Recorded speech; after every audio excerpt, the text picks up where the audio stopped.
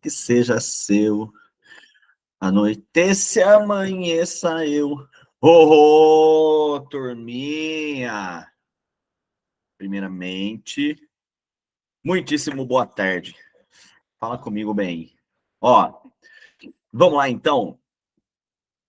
Nós vamos analisar aqui, nós estamos chegando nas últimas análises das obras de livros da FUVEST, né? Não tenho certeza. Deixa eu dar uma breve e rápida olhada aqui. Temos Memórias de Marta hoje, Caminhos de Pedra na semana que vem e depois o Cristo Cigano, tá? Para quem fez a prova da Unicamp domingo passado agora e vai fazer a prova da FUVEST, teve uma boa noção aí de como essas obras podem cair no vestibular, tá? A prova da Unicamp, das 9 obras literárias que ela pedia como leitura obrigatória, pediu conhecimento sobre 5 delas na primeira fase já, tá? Certamente pede sobre as outras na segunda e pede sobre essas mesmas obras da primeira fase na segunda, tá?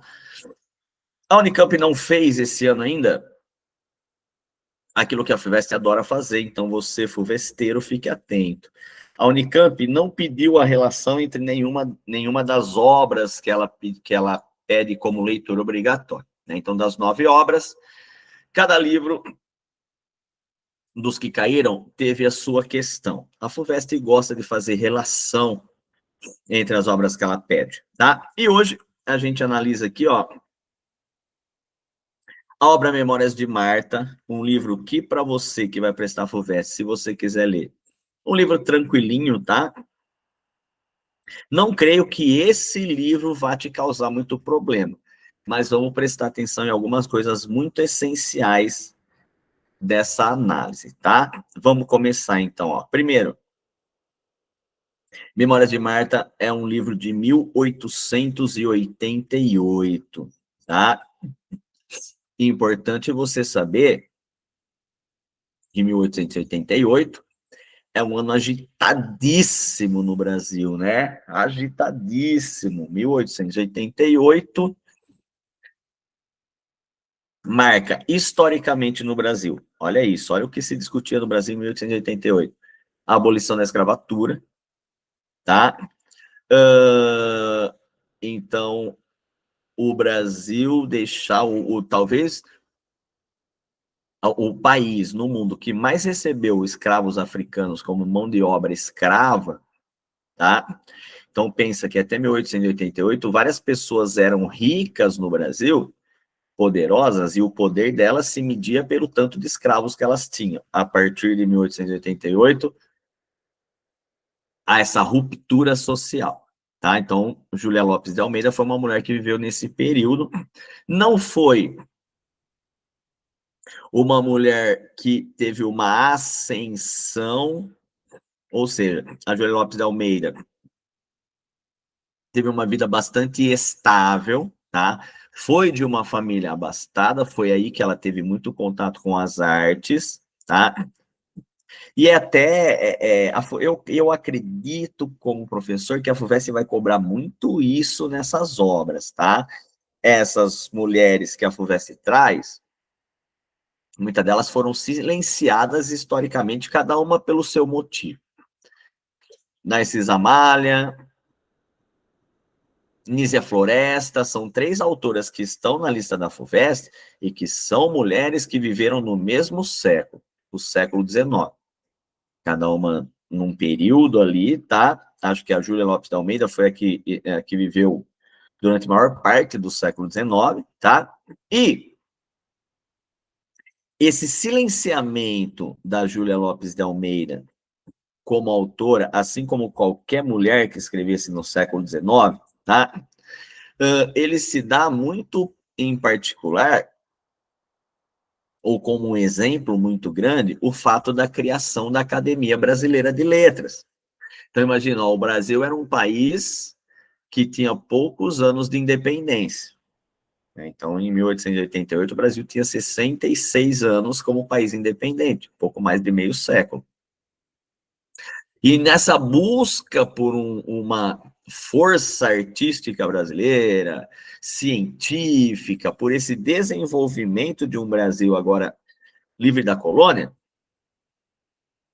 no final do século XIX, surge a Academia Brasileira de Letras, na qual alguns escritores relevantes daquele período, dentre eles, o mais importante, o próprio Machado de Assis, tá? Então, Machado de Assis é um dos fundadores da Academia Brasileira de Letras, e essas reuniões desses intelectuais aconteciam em meio a todas essas discussões de abolição, de república do Brasil e tudo mais, emancipação, a emancipação brasileira. Então surge a ideia de fundar uma academia onde se guardasse a riqueza da literatura brasileira, os principais nomes que dessa formação de uma arte brasileira seriam membros da Academia Brasileira de Letras. Vem comigo nessa história, tá? O marido da Júlia Lopes de Almeida, Filinto de Almeida, olha o nome dele, Filinto. Ele era um intelectual, então várias dessas reuniões, Machado de Assis foi à casa da Júlia Lopes de Almeida, grandes escritores desse período frequentaram a casa da Júlia Lopes de Almeida. Ela deu várias ideias, então ela era uma mulher que já era reconhecida por escrever em jornais, por escrever romances, poemas, isso já era raro para uma mulher, tá? Quando surge a fundação da Academia Brasileira de Letras, quem que vai assumir a cadeira de membro da Academia Brasileira de Letras? O marido da Júlia Lopes de Almeida, mas não ela. E olha isso, olha o grotesco disso. A Academia Brasileira de Letras, né, para você perceber a relevância de trazer essas autoras à tona, como a FUVEST está fazendo. A Academia Brasileira de Letras vai ter a primeira mulher representante da literatura lá na década de 40, tá? Ou até mais tarde, depois, que vai ser a Raquel de Queiroz, que é a autora de um livro que a gente vai ver na próxima aula, que é Caminho de Pedras, tá? Então é isso. A Júlia Lopes de Almeida foi uma puta de uma escritora no período dela, mas ficou relegada ao papel que era da mulher, tá? De ser esposa, de ser uma mulher educada, uma mulher que estivesse no universo das artes, mas que não podia ser reconhecida, ou não foi reconhecida, como grande escritora do seu período, em muito porque ela escreveu uma literatura de mulher, tá? Muito interessante seria se vocês tivessem lido um outro livro da Júlia Lopes de Almeida, que é um livro chamado A Falência, que durante algum tempo, foi leitura obrigatória na prova da FUVEST, tá? Então, a Júlia Lopes de Almeida já apareceu com um livro chamado A Falência, um livro maravilhoso, tá? Na minha opinião literária, eu leria de novo A Falência, ao invés de Memórias de Marta, tá?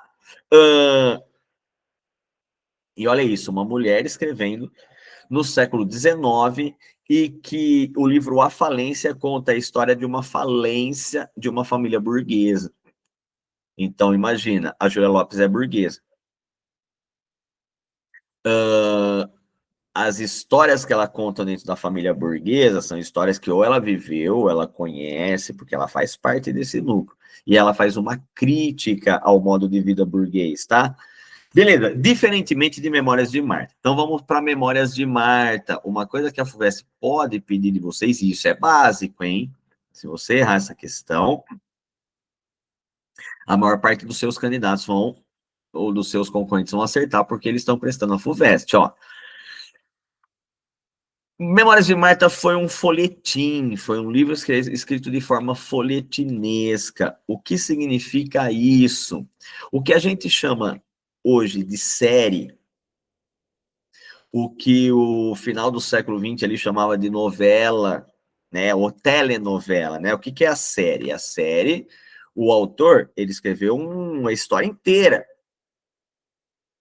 mas ele não vai te contar a história inteira, ele vai te contar um pedaço, que é o primeiro capítulo. E quando terminar aquele primeiro capítulo, ele vai despertar em você a sede, o desejo de conhecer o restante da história. Você vai assistir o segundo episódio, você vai assistir o terceiro. Tem série que você vai assistir 8 temporadas, né? Tem uma série que eu vejo minha esposa assistir lá, que chama... Como chama? Uma série de um hospital lá. Eu não lembro, mas tem muito episódio. Toda vez que eu vejo ela assistindo, ela tá chorando, coitada. Tá? E quando não tinha televisão, gato, como que essas histórias eram contadas? Em forma de folhetim. Tá? Isso foi uma criação romântica da literatura, porque depois que o absolutismo rompeu lá na Europa, então quem que era a imprensa no século XVIII, ou até meados do século XVIII, ou quando existia o absolutismo como governo, a imprensa era o governo. Os jornais, a imprensa publicava aquilo que o rei achava que o povo deveria saber, e tudo mais. No século XIX, com o fim do absolutismo e a ascensão da burguesia, os burgueses passaram a ser donos de jornais. E com aquela liberdade da Revolução Francesa, os jornais podiam publicar o que eles quisessem, né? A liberdade. Então, publicar, assim como é hoje, né? Publica notícia, publica esportes, publica... E a burguesia e os escritores passaram a escrever de forma folhetinesca. O que significa isso? Ao invés do escritor publicar a história, ele publicava o primeiro capítulo, as pessoas liam no jornal. Talvez aquele jornal só fosse sair, pensa nisso, não tinha televisão, não tinha internet, não tinha rádio, não tinha nada. Então, isso foi algo que tomou tanto gosto como popular, as pessoas passaram a se envolver tanto com essas histórias, a maior parte delas românticas, que a gente faz isso até hoje. Então, depois, com o advento do rádio, começaram a ler essas histórias no rádio, as radionovelas. Com o advento da TV, começaram a contar essas histórias na televisão, as telenovelas. Com essa modernização da televisão e os streamings, isso começou a ser séries. Mas o principal do folhetim é a história fragmentada, então você assiste por pedaços, por capítulos, e tem um gosto muito popular, né? Beleza, é isso. Esse livro foi escrito desse jeito. Então, quando você, lá no século XIX, quem conheceu as Memórias de Marta, não conheceu igual a gente conhece hoje, que é pegar o livro e ler. As primeiras pessoas leram capítulos e se envolveram com a história de uma menina chamada Marta, tá? Beleza, em 1898, esses capítulos foram reunidos naquilo que a gente chama de livro. Né? Então, alguns folhetins que faziam mais sucesso, quando acabavam os jornais, para a pessoa não guardar aquele monte de jornal com os capítulos, se ele quisesse ler de novo a história, assim como você assiste mais de uma vez um filme ou uma série, tá? Isso se tornava livro, né? Pegava-se só a parte do folhetim e formatava-se em forma de um livro, editava-se, e alguns desses folhetins eram vendidos em forma de livro. Foi o que aconteceu com Memórias de Marta, da autora Júlia Lopes de Almeida, tá? Beleza. Memórias que compõem a autobiografia da personagem Marta. Outra coisa que você tem que saber é: são muito estranhos, apesar de terem livros muito bons, os livros que se chamam Memórias e que não tem um narrador em primeira pessoa. Dá para entender? Porque como que eu vou contar as minhas memórias se não forem eu? Como você vai contar as minhas memórias? Tem algumas narrativas, tudo bem. Tem uma narrativa chamada... Eu acho que é Memórias de um Sargento de Milícias, né? Que alguém contou algo para alguém e essa pessoa conta com o nome de memórias, mas não são memórias do autor, são daquele outro alguém. No caso do livro Memórias de Marta, lembra que eu falei que esse livro não vai te causar muito problema? No caso de Memórias de Marta, a tradução é perfeita, tá? Então, esse livro é uma moça, uma mulher já chamada Marta, tá? E ela vai contar as suas memórias. Basicamente isso. tá? O que tem de particular aqui e que vai ser essencial em muitos livros da FUVEST é essa Marta já é uma mulher, tá? E ela vai contar a sua biografia. Só que pensa isso, ó, você está prestando a FUVEST, então você tem que ser um pouco mais profundo na análise, né? Ó, se eu quiser contar para vocês as minhas memórias, cara, eu não estou te contando a minha vida, não é a minha biografia, tá? É o que eu lembro da minha biografia, o que eu lembro das minhas memórias, tá? Então, por exemplo, tem memórias da sua vida adolescente, agora ou adulta, que você lembra algumas coisas muito irrelevantes, que talvez as pessoas que estivessem com você naquele lugar nem lembram o que aconteceu, e você lembra claramente. Então, o que é importante você pensar? Que essas memórias, elas têm muito a ver com questões afetivas, porque tem muito a ver com o sentir. Então, momentos em que você teve sentidos muito aguçados, você tende a lembrar mais. Que é o que acontece com a Marta. Então, o livro Memórias de Marta nada mais é do que a personagem Marta. Então, você tem uma narradora personagem que vai contar as suas memórias, vai contar o que ela lembra, tá? Beleza? Eu acho que daqui, eu acho até bom a gente começar já a ler o livro, ó, para ter aquela ideia que eu sempre falo para vocês, que é um termo, particularmente eu acho bastante interessante, que é a materialidade do texto. Você assistir essa aula, onde quer que você esteja, e assistir outras 10 aulas muito melhores que essa no YouTube, não vai substituir você ter lido o texto, tá? O que pode acontecer é o contrário, você lê o texto, não saber fazer a análise, né? Porque a FUVEST vai pedir muito mais do que só conhecer a historinha, e aí você assistir a aula. Agora, só assistir a aula sem ler o texto não adianta, mas vamos ler um pedacinho aqui, ó. Então, lembra que nós falamos da questão da afetividade, tá? As memórias que você me contar vão estar muito relacionadas com o que você sentiu naquele momento.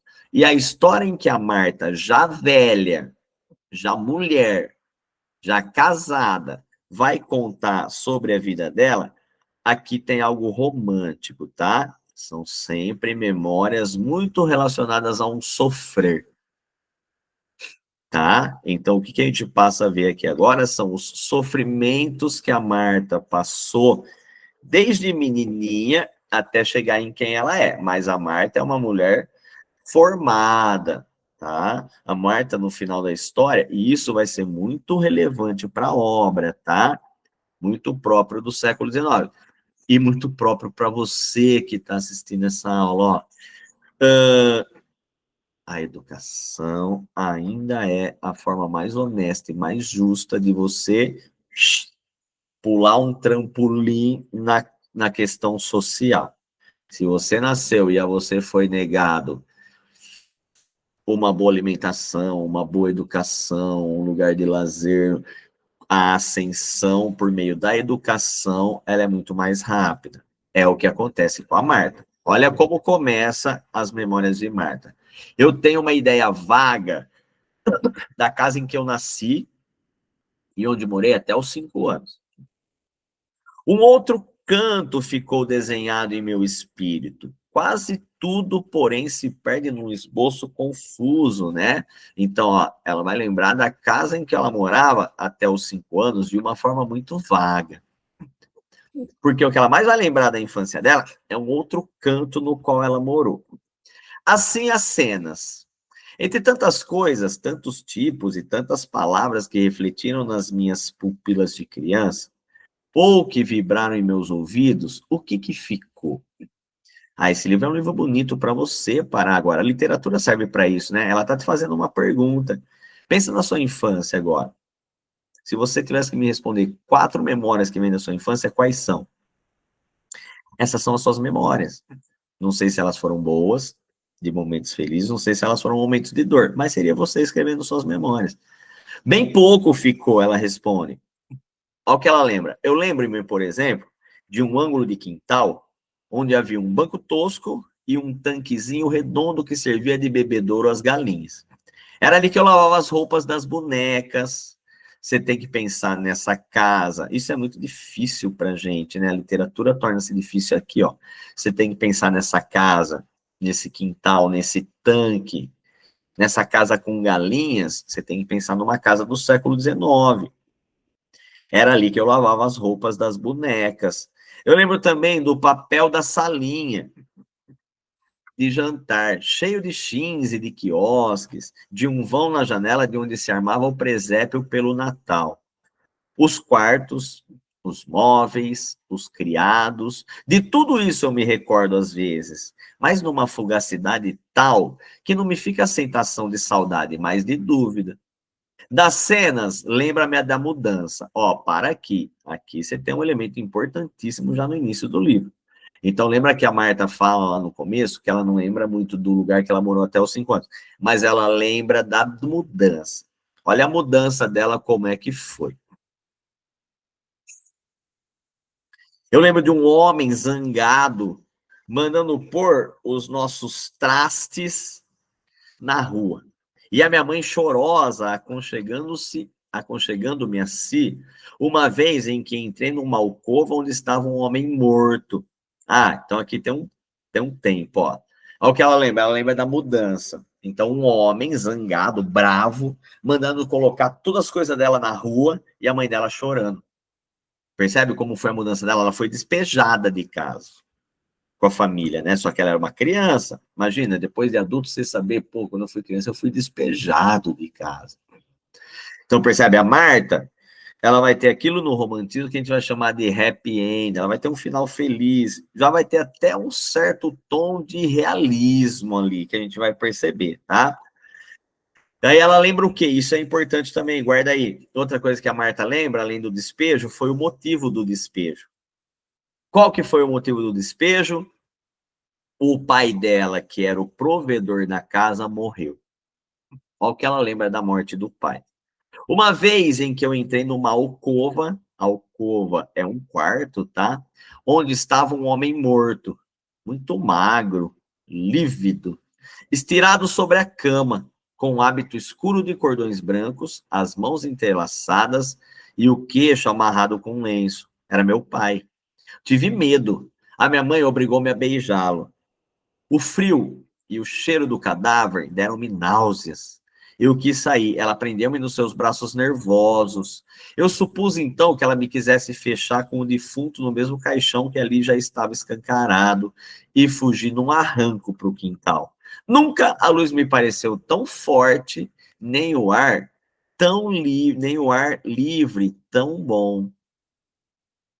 Com as costas unidas ao muro, os olhos secos de espanto, sufocando e tal, tal, tal. Cara, essa cena é uma cena que a FUVEST pode muito bem pedir para vocês, tá? Porque essa é uma das memórias mais marcantes da Marta como personagem, tá? Ela sendo despejada de casa, a mãe dela chorando, a morte do pai, tá? E olha o que ela fala sobre o pai aqui, ó. Então a narrativa se inicia com esse trauma, tá? Que é a morte do pai dela. E é interessante você pensar que a figura do pai para Marta é uma figura distante. Aqui eu acredito que pela vivência que ela teve com o pai, é uma vivência, 5 anos ela viveu com o pai, ela já é uma adulta, então há essa distância.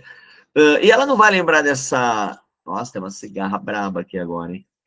Deixa eu fechar a porta, por favor.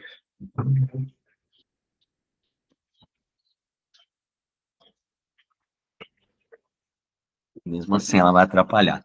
E ela não vai lembrar do pai com uma certa dor, tá? Ela vai lembrar do pai e ela termina falando assim, ó, da morte do meu pai, eis a medonha sensação que me ficou. A meio, né? Qual que é a medonha sensação? Ele fala assim, ó, talvez, a meio, talvez, mas eu não me lembro.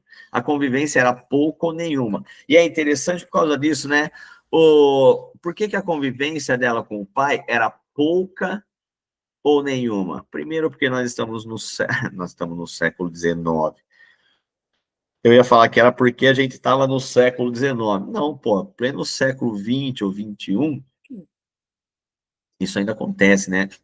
O pai é muito isso, o papel da escola hoje, né?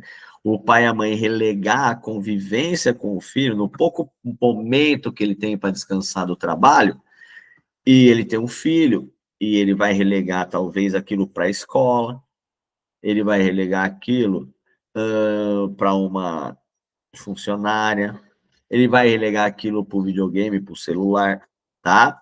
Para ele poder descansar. É legal porque lá no livro da Narcisa Amália, não sei se vocês lembram do Narcisa Amália, não, desculpa, da Nízia Floresta, que é uma leitura obrigatória da FUVEST, a, ela fala um pouco sobre essa ideia da vivência da mãe com o filho, tá? Que ela acha essencial para a educação do filho que quem eduque seja a mãe. Não sei se talvez vai falar um pouco sobre essa convivência, tá? Beleza, caso é, isso não é importante, que eu falei, não é tão relevante, tá? O que é relevante entender aqui é que depois que o pai da Marta morre, ela vai ter uma vida muito difícil com a mãe, tá? E aqui você já pode colocar algo que certamente pode aparecer desse livro, que é o quê? Essa a mãe da Marta vai ser a grande inspiração para ela, tá? Então agora ela fica sozinha com a mãe, e a mãe vai passar por momentos muito difíceis, né? Tem um trechinho aqui que eu queria mostrar para vocês, em que ela fala sobre isso, ó. O nosso café, ou melhor, o nosso almoço era café e pão. Café sem leite e muito fraco. O meu quinhão era sempre o maior, né? O meu pedaço era sempre o maior. Olha essa mãe que já começa uma mãe muito solidária. Fim do almoço, ia eu, como na véspera, para a porta, atraída pelos gritos alegres das crianças, e dali voltava chorosa, oprimida pela superioridade das outras, muito mais fortes que eu. Percebe? As lembranças da Marta foram lembranças de uma pobreza, então ela vai morar num cortiço. Isso é legal de vocês pensarem, porque a, a Júlia Lopes, aqui ela está trazendo algo que foi muito temático no final do século XIX, que era a vida nesses cortiços que surgiram no Rio de Janeiro.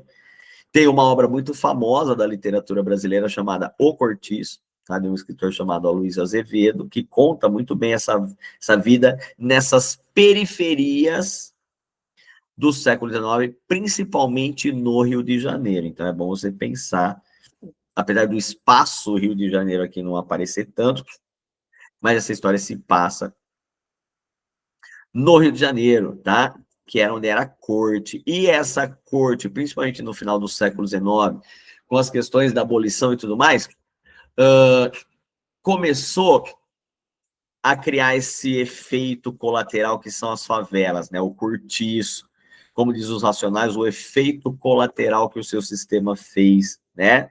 Então, essa temática começa a aparecer já no livro da Júlia Lopes de Almeida, que ninguém sabia, porque ela foi uma mulher que escreveu. Então, fala-se muito do Aloysio Azevedo, mas não se falava do cortiço em que a Marta vive aqui, tá? Beleza, então olha essa opressão. A Marta era uma menina muito franzina, tanto é que ela comia pouco, né? Passava um pouco de necessidade. A mãe dela vai ser lavadeira. O pai dela trabalhava como viajante e vendedor, tá? Elas moravam numa casa boa. O pai morreu, começaram a passar dificuldade. E olha o que ela fala: chamam-me lesma, mole, palerma, e riam-se das minhas quedas, da minha magreza, da minha timidez. Eu, em começo, estranhava aquela moradia, né, o cortiço, com tanta gente, tanto barulho, num corredor tão comprido e infecto, onde o ar entrava contrafeito, e a água das barrelhas se empoçava entre as pedras desiguais da calçada. A minha mãe não permitia que eu me desembaraçasse com as outras. Tinha sempre os olhos em mim e sentia-os, às vezes, como brasas a queimar-lhe a pele.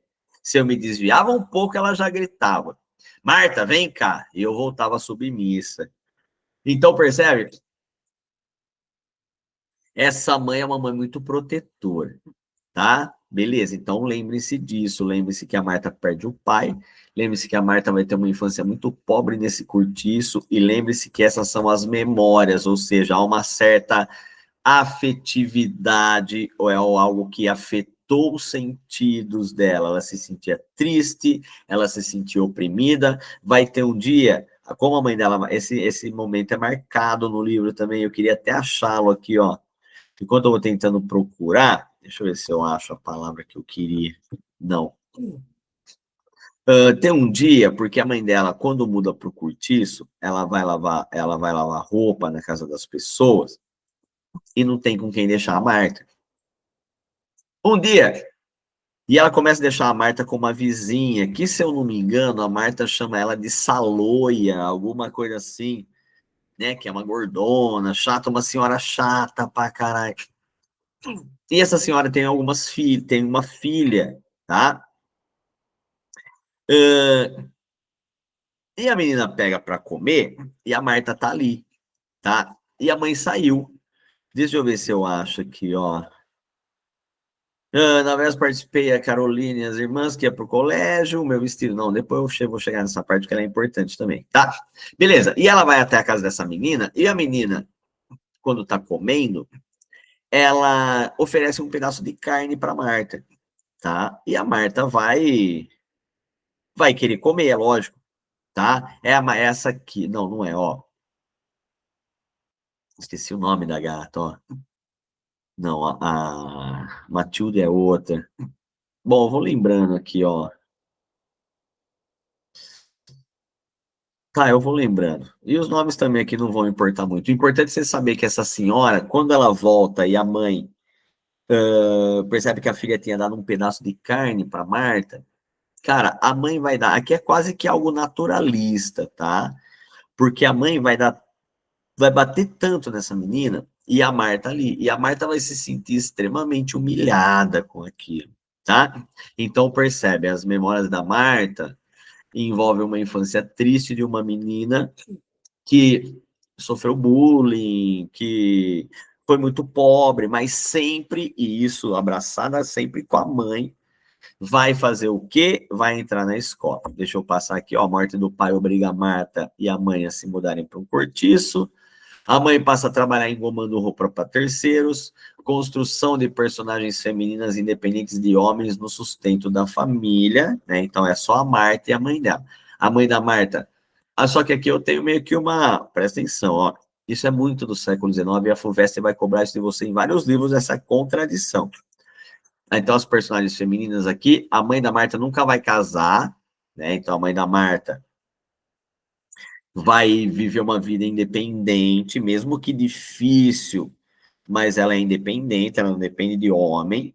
Mas a mãe da Marta, o sonho dela é que a filha se case. Para quê? Para que a filha possa ter uma segurança familiar. A filha possa ter uma segurança social. Porque a mãe dela está vendo o quanto é difícil viver sem o marido, já que o marido dela morreu. E a Marta, já vamos adiantar isso, porque talvez não dê tempo de falar tudo. A Marta, ela vai se recusar a casar, porque a Marta quer ser uma menina independente. Ela vai ter uma ascensão, dá para entender? Ela vai ter uma ascensão social, e a ascensão social dela vai ser bem marcada no livro, que é o dia em que ela vai embora do cortiço. O primeiro salário que ela teve na vida, ela falou assim para a mãe: mãe, a gente vai embora daqui. E todo o salário da Marta era para pagar o aluguel, fora do cortiço. Porque ela não queria morar ali, tá? Agora, como que se deu essa aqui, ó, tem a vizinha, ó, outro trauma da infância, a vizinha apanhar por ter dado um pedaço de carne para ela. Outro trauma da infância, a Marta conhece uma menina chamada Lucinda, né? E a Lucinda, ela é de uma classe social superior à da Marta, tá? E ela gosta de esnobar a Marta, tá? Vai ter um trecho aqui que é bastante marcante, que é o trecho em que a Marta se olha no espelho e se compara com essa Lucinda, tá? E ela vai se achar muito feia, ela vai se achar uma menina estranha perto dela, tá? Enquanto as meninas brincam com a boneca, ela se olha e fica refletindo, tá? E o que que acontece? A mãe da Lucinda, num bom grado, viu? Não é que ela faz isso para humilhar, mas como a Marta já tem uma autoestima bastante baixa, a mãe da Lucinda, e a Lucinda também não é, a Lucinda é um capeta, tá? A mãe da Lucinda não tem nada a ver, mas a Lucinda gosta de se fazer, se sentir superior a Marta e fazê-la perceber. Então, você está acompanhando comigo a história, ó, uma mulher contando a história da infância dela. A primeira lembrança dela, ela sendo expulsa de casa. Por quê? Porque o pai tinha morrido e elas não podiam mais pagar aluguel.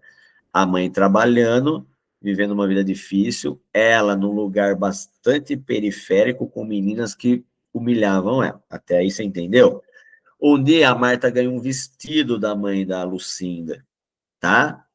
E ela não vai se sentir bem, porque aquilo é uma esmola para ela, né? Ela vê aquilo como uma esmola. Mas é interessante que isso aqui também marca uma virada, das várias viradas. E aí você percebe que é um folhetim, né? Sendo um folhetim, ele vai ter várias viradas, porque cada capítulo você tem uma. E aí tem um trecho que fala assim, ó. Foi assim que desabrochou em meu espírito essa flor imaculada e santa de aroma fortalecedor e doce. O amor ao trabalho. Vou lá para a obra. Como que despertou na Marta esse amor ao trabalho? Ela ganhou um vestido. A Marta era uma criança que não ia para a escola, tá? Por que que ela não ia para a escola? Porque ela não tinha roupa, porque a mãe estava o dia inteiro ocupada. Agora ela tem um vestido, a mãe fala assim, já pode ir para a escola. Ela vai se sentir muito mal de ir para a escola nos primeiros dias, com um vestido dado de esmola, vai se sentir mal de estar em relação às meninas. E aqui tem uma característica própria da literatura, né? Quem que vai ser a aluna que vai se apegar e vai acolher muito bem a Marta? Uma aluna que também era excluída, é uma aluna negra, tá? Só que essa aluna negra, percebe que nós estamos falando do século XIX, tá? Não que não aconteça isso hoje, pelo amor de Deus, o preconceito racial e o racismo é um dos cânceres da nossa sociedade. Mas se você pensar que a Júlia Lopes de Almeida não sabia disso naquela época, ainda seria, ela vive no período dela. Então, essa menina, ela vai para a escola, então ela já tem essa menina negra, tá? Ela já tem já tá um passo à frente, porque ela vai à escola, mas na escola ela vai ser excluída, assim como a Marta, que era pobre, assim como acontece até hoje em várias escolas, tá? Assim como acontece no dia a dia na sociedade. Só que o que acontece? Essa menina era muito inteligente. E ela vai ensinar as primeiras letras para Marta. Então a Marta tem muito afeto dessa menina, tá? Vamos ler um trecho aqui, ó.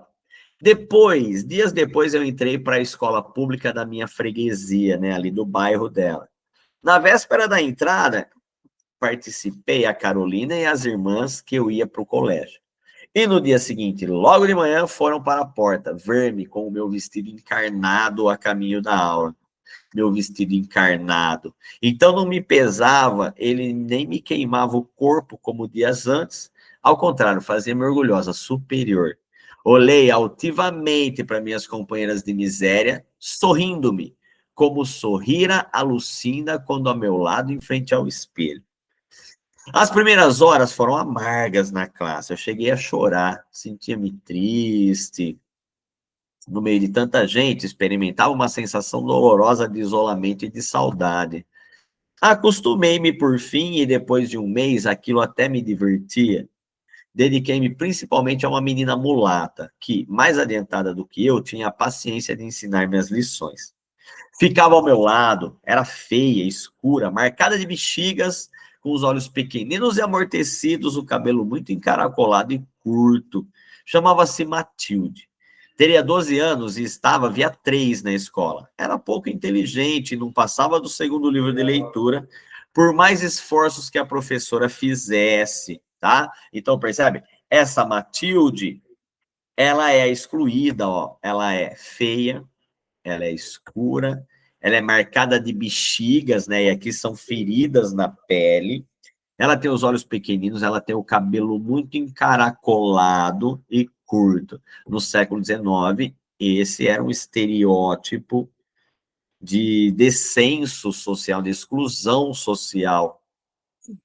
Ela chamava-se Matilde, tinha 12 anos e ia para a escola. Ela não era muito inteligente e a professora esforçava-se muito. Eu estimava muito. E eu fazia ela repetir as letras. E olha que interessante. Eram devidos às suas concedências os meus pequenos triunfos, né? Era graças a ela que eu tinha os meus pequenos aprendizados. Um dia, uma condisciplina nossa fez dela uma denúncia honrosa, afirmando tê-la visto roubar por várias vezes, ora o lápis de uma, ora uma fruta, um doce do lanche de outras, hora dedais, dinheiro e linhas. Aqui as meninas aprendiam a costurar na escola, tá? O fato é que se sumiam há muito os objetos, sem que pudessem descobrir, nem mesmo suspeitar como. Olha essa lembrança que a Marta tem. Você imagina, olha isso, ela chegou na escola, ela foi acolhida por essa Matilde, ela teve um certo afeto por essa Matilde é excluída, igual ela. Um dia, as alunas da sala começam a falar que a Matilde está roubando material de escola. Interrogada pela professora, a Matilde negou. Nós outras ouvimos em silêncio, comovidas e curiosas. Nesse dia desapareceram um par de sapatinhos de lã escarlate, feito pela adjunta. Revistada a caixa da Matilde, de entre os livros enodoados de Javelo saíram eles, com seus lacinhos de cordão e suas borlas a bailar de um lado para o outro. Uma exclamação de espanto encheu a sala. Todas as meninas murmuraram. Ah, a Matilde se ajoelhou, nem vacilou sequer. De pé com a cabeça baixa, esperou a condenação. A mestra fez um grande discurso, flechou-lhe conselhos e humilhações, pintou-lhe o quadro da estima das companheiras, que só lhe apertar. A Matilde ouviu tudo sem pestanejar. Depois foi de castigo para o canto da sala, em pé exposta com todas as vistas. Pela primeira vez, eu não soube a lição. A Matilde não tinha roubado nada. E a Marta sabia disso. O que a Marta fez? Nada. Então, percebe, essa é uma lembrança que marca muito ela, o dia que ela foi injusta, porque ela compartilhou da injustiça que estavam cometendo com a Matilde, tá? Bom, passa essa parte, a Marta vai se destacar muito na escola, tá? Então aqui, ó, como nós vimos, Marta e a Matilde na escola, a garota negra que ajudou a Marta a aprender a estudar, foi vítima de racismo da ação, acabou acusada de roubo, o que afetou o seu comportamento na escola. A Marta lembra do fato como uma nódoa, né, uma mancha, já que ela foi conivente, né? Quem vê alguém cometendo uma injustiça e não tenta desfazer essa injustiça é conivente, né? Tá sendo injusto também, a Marta acha isso. A Marta passa a se lembrar, ao descrever o Curtiço que viu, quanto almejava sair dali, já falamos disso, né? Então, o tempo todo você tem que pensar que a Marta queria sair daquele cortiço, ela achava uma vida muito indigna, tá? E aí começa a juventude, né, gato? Então vai começar, ó, duas coisas que vão acontecer aqui que são importantes.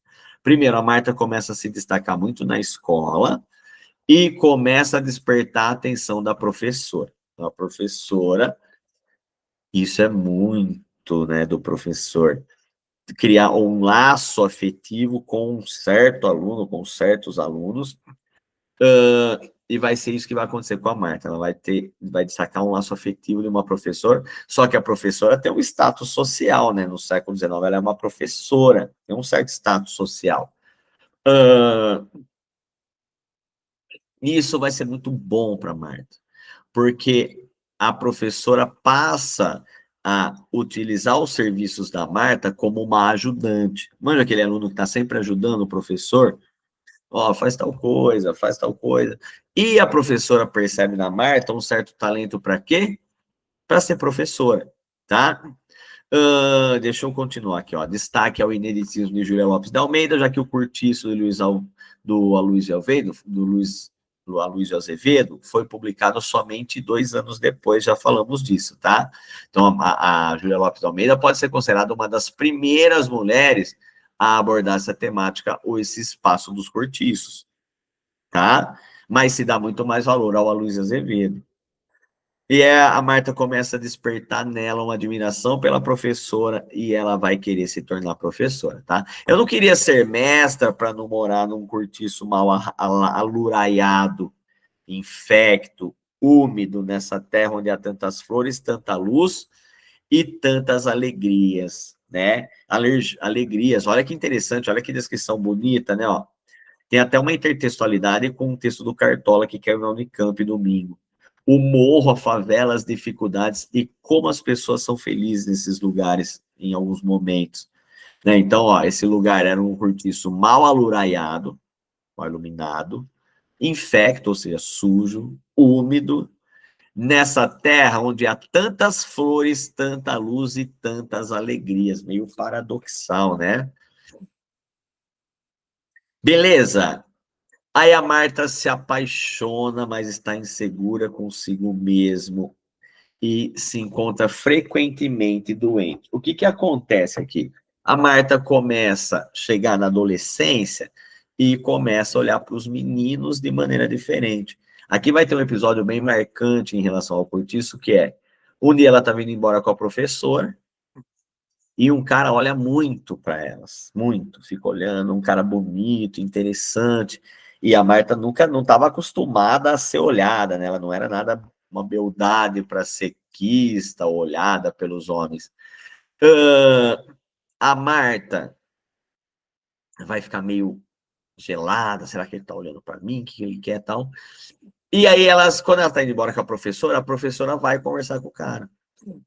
E percebe que eles são amigos, então começam a ir para casa, começam a pegar o caminho para ir embora da escola. A professora, a Marta, eles são muito amiguinhas, e esse cara que a Marta não sabe se tá afim dela, se tá olhando para ela, se tá olhando para a professora, ela tem essa dúvida. E o que que acontece? Tá chegando no cortiço, tá chegando no caminho do cortiço, e a Marta começa a pensar, puta que pariu, eu vou parar aqui nessa casa, nesse lugar. E ela se sente muito envergonhada, a ponto do quê? De passar reto e depois voltar, para que o cara não percebesse. Isso vai fortalecer ainda mais o desejo dela do que de sair daquele lugar, tá? Um dia ela é convidada para ir numa festa na casa da professora. Esse dia para ela vai ser muito especial. E ó, a atenção da mãe, né? A mãe tá vendo a filha começar a sair, tá vendo a filha começar a se formar. Só que a mãe da Marta é aquela mãe, mano, não deixa a sua mãe fazer isso, gato. No dia que você tiver uma entrevista de emprego, não deixa a sua mãe junto te levar. Você já começa perdendo. Então você vai querer levar sua mãe trabalhar com você. É independente, chega uma hora que é independente. A sua mãe vai querer ir. Fala para ela, mãe, deixa eu viver um pouco agora com meu pezinho. Porque a mãe da Marta, ela leva a Marta até a casa da professora e ela vai ficar esperando terminar. A Marta fala, ó, umas 9 horas, 10 horas, eu tô saindo. A mãe fica lá, a Marta se envolve. Primeiro, a Marta se sente na conversa ali totalmente perdida, né? Tem uma galera mais adulta, uma galera mais formada, ela tá meio perdida, meio assombrada. Ela vê um rapaz bonito e ela fica olhando para o rapaz ali, mas o rapaz vai ficar, lógico, interessado nas meninas bonitas. Ela fica nessa viagem, tá? E vai perder a hora. Quando ela vê, já é quase meia-noite. Ela sai. Quem tá lá esperando ela? A mãe, né? Então a mãe tá sempre esperando a Marta, esperando, né? Uma mãe muito boazinha, a mãe da Marta, muito mãezona mesmo, né? Criou a filha, tava sempre ali fazendo de tudo por ela. A mãe da Marta se doou muito, tá? Tanto é que, já adiantando, o livro termina, a última cena, ou uma das últimas cenas, é na morte da mãe da Marta. Quando a mãe dela morre, ela acaba de contar as memórias. Ela conta até o momento em que a mãe dela morre, tá? E vamos seguir então, ó. Ela foi convidada a uma festa, como. Ah, isso é importante, né? Nessa festa, que a Marta vai muito esperançosa e muito tímida, né? Cara, lá a festa vai ser um inferno para ela, tá? ela vai perceber esse distanciamento social, principalmente que existe entre ela e as meninas da idade dela, tá? Era a doença, era o cansaço, porque ela estupidificava pelo meio, nem tinha consciência do sofrimento. A Marta vai passar um tempo doente, vai ficar fora da escola, tá? Vai conhecer esse Luiz, tá? Ah, esse Luiz vai ser muito legal. Um dia a professora, não, o Luiz vai ser um cuzão, tá? Mas essa história é uma história interessante que a Marta lembra. Um dia a professora vai passar, no período de férias, a professora vai para uma casa de campo e pede para a mãe da Marta, falou mãe da Marta, dona Marta, o nome da mãe da Marta é Marta, você entendeu? Dona Marta, deixa a Martinha ir comigo para a casa de campo. A Marta fica encantada, que maravilha, eu vou passar férias longe desse... Ah, lembrando que aqui ela já não mora mais no Cortiço, tá? Porque ela está recebendo agora, ela é uma ajudante da professora, quase uma estagiária, tá? E ela está recebendo, tá? Então, como eu falei, o salário dela vai ser para sair do Cortiço. Ela vai passar as férias nessa casa de campo. Quando ela chega lá, a professora tem um primo, que é o Luiz. Esse Luiz é o cara chavequeiro, tá? Então, o Luiz é um cara chavequeiro. O Luiz é um cara bonito, que já começa a ser um problema. O Luiz é educado, outro problema. O Luiz fala bem. O Luiz começa a encher a Marta de elogios, escreve versos para ela. Mano, a Marta tá encantada, tá? Só que lá na casa de campo da professora, também tem... E a professora falou para ela, falou, oh, Marta, esse meu primo aí, ó, foge, hein? Foge que ele é enrosco. Igual suas amigas falam para vocês, às vezes. Foge que é enrosco. Chega uma moça estrangeira na casa de campo, e um dia a Marta vê o Luiz conversando com ela, muito próximo, assim, muito intimamente, e ele fala alguma coisa para ela, do you love me? E ela fala I love you, alguma coisa assim. E a Marta fica com aquilo na cabeça, e a Marta vai perguntar para a professora, fala, olha, eles estavam falando ali e tal. E aí a professora vai reafirmar, falei, isso, meu primo já tá dando em cima da moça inglesa lá. O que você ouviu eles conversar? E aí a Marta falando, eles estavam dizendo que um ama o outro. Cara, vai ser uma tristeza pra Marta, hein? Vai ser uma tristeza. Só que, pra gente finalizar, o que que acontece? E aqui tem uma coisa muito século XIX, que a Marta vai lembrar, ó. A mãe da Marta já é uma idosa agora, né? Já tá velha, a Marta já tá na idade ali dos 20 e tantos anos, meio adulta já, né? O que que acontece? O Miranda é um senhor, quase da idade da mãe da Marta, tá? Então ele é bem mais velho que a Marta. Enquanto a Marta estava na casa de campo, ela mandou várias cartas para a mãe dela, né? Porque não tinha WhatsApp, não tinha Facebook, não tinha celular, telefone, não tinha nada. Então era carta, né? Que as pessoas trocavam ideia, tem que esperar a resposta, era uma delícia. Sua namoradinha, seu namoradinho passava perfume na carta, perfume, chegava a carta, parecia que estava chegando uma pessoa junto, tá? O, o Miranda, ele é um vizinho da mãe da Marta. No livro, se você leu ou se você for ler, chega um momento que você acha assim, nossa, a mãe da Marta vai pegar esse senhor, né? Porque ele é muito cuidadoso com a mãe da Marta. Só que aí o que que acontece, ó? Ele ajuda a mãe da Marta. É ele quem vai um dia encontrar um anúncio no jornal falando de um concurso público para professor. Então, as escolas públicas iam precisar de professor. E ele leva lá para a mãe da Marta, fala, ó, sua filha está estudando para ser professor.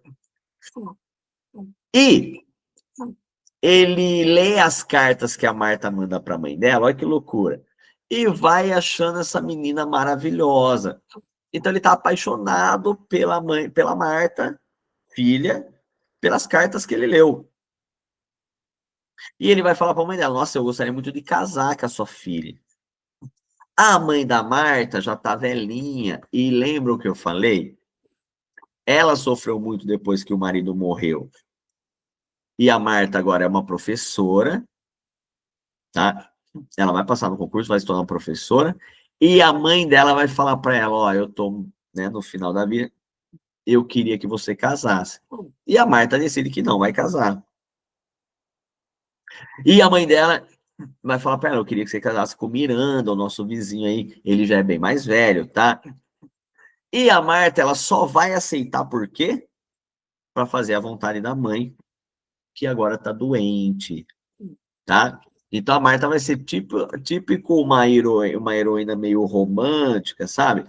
Ela vai se doar, ela vai doar esse desejo de viver sozinha, sem marido, para fazer a vontade da mãe, tá? Não que ela vá viver, o livro vai terminar por aí, tá? Não que ela vai viver uma vida infeliz, pelo amor de Deus, tá? Depois ela vai perceber que o marido era um ótimo homem, tá? Era um bom homem, era um homem de coração muito bom. O marido gostava muito dela. O marido vai trazer para ela uma estabilidade, tá? Uma estabilidade financeira e social, tudo mais, mas ela não casou porque ela quis, tá?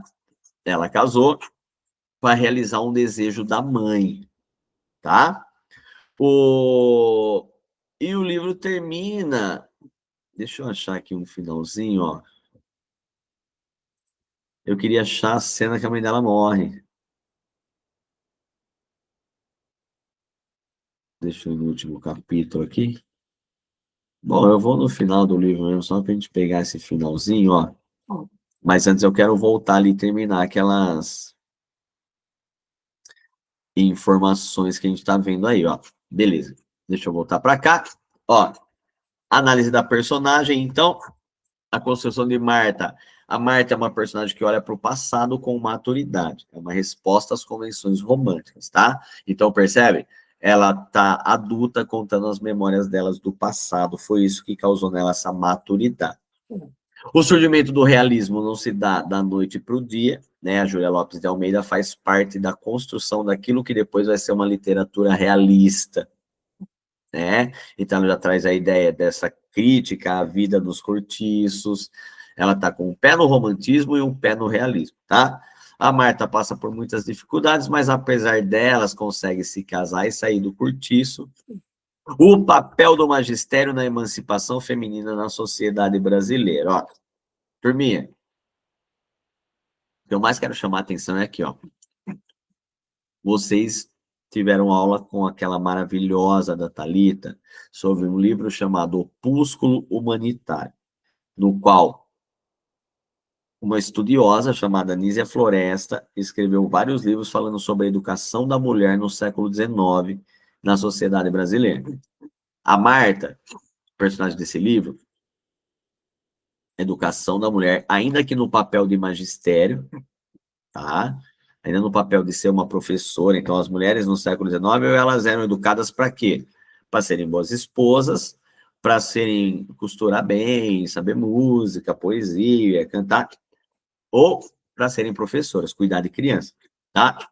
Ainda assim, a educação, quem foi responsável pela emancipação feminina da Marta na sociedade, como professora, como esposa, tá? E ela não quis casar, ela viveria bem sem nenhum homem, tá? Então é muito propício, né, que a FUVEST faça uma relação entre a história da Marta e aquilo que a Nízia Trindade diz lá no Opúsculo Humanitário, na questão da emancipação da mulher como por meio da educação, tá? Lógico, lá nos valores do século XIX. É isso, turminha. Memórias de Marta, como eu falei para vocês, não acredito que seja um livro que vai te causar problemas, tá? Nada melhor do que ler o texto, mas não vai fugir muito na FUVEST dessa análise que a gente fez aqui. Talvez o que a gente tenha falado pouco aqui e que vale a pena você lembrar são as questões associadas ao romantismo nesse livro, né? Então, esse livro está sendo escrito no momento em que o realismo está surgindo como estilo literário, mas a Júlia Lopes de Almeida já tem um pé no realismo, Ela é uma das primeiras a falar sobre a vida nos cortiços, mas ela tem 3 pés lá no romantismo, tá?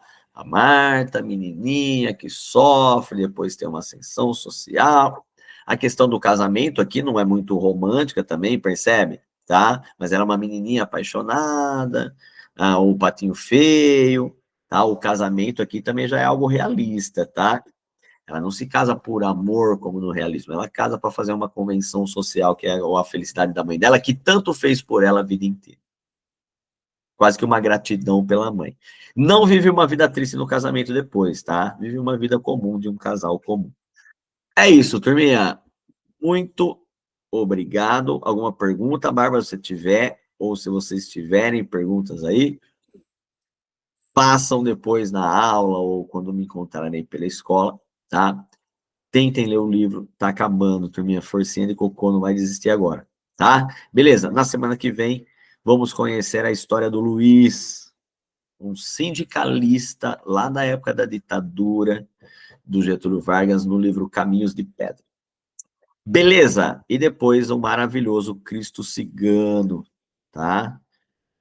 Pra gente encerrar, uma obra fantástica. É isso. Valeu, galera. Bons estudos para vocês aí. Boa provinha, tem provinha da Unesp agora essa semana, né? E a gente vai matando esses dragões aí. Beleza? Beijo. Bom final de dia para vocês. Valeu, thanks.